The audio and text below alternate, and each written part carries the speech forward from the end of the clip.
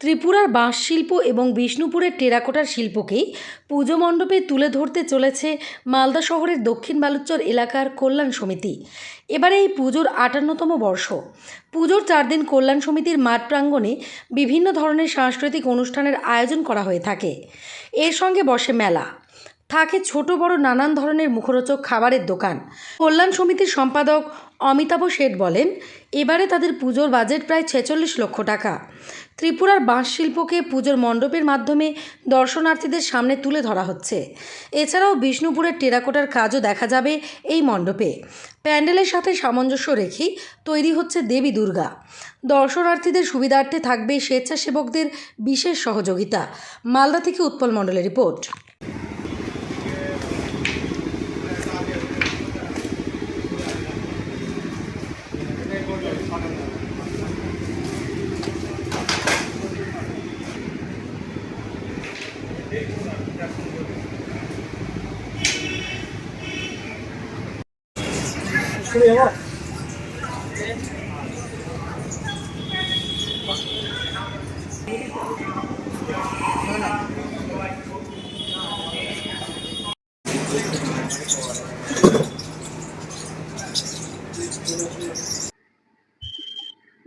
এবছর আমাদের ৫৮তম বর্ষ।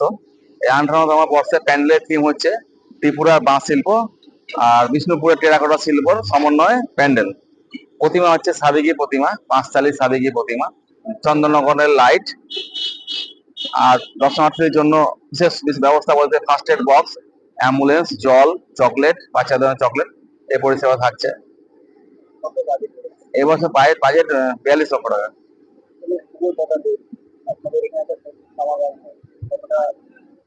না, আমাদের পর্যাপ্ত ভলান্টিয়ার্স থাকবে, পর্যাপ্ত প্রাইভেট সিকিউরিটি থাকবে, পুলিশ প্রশাসনও থাকে।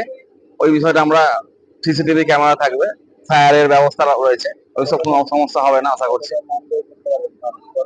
দর্শনার্থী প্রতিবারই এখানে মন জয় করে, এবারও মন জয় করবে। এবার থাকবে যেমন দোকান থাকে প্রতিবার, দীর্ঘদিন ধরে যেমন দোকান থাকে, দোকান বসবে, মেলা বসবে। এখন সমস্যা একটা খালি ওয়েদারের। অমিতাভ শেঠ।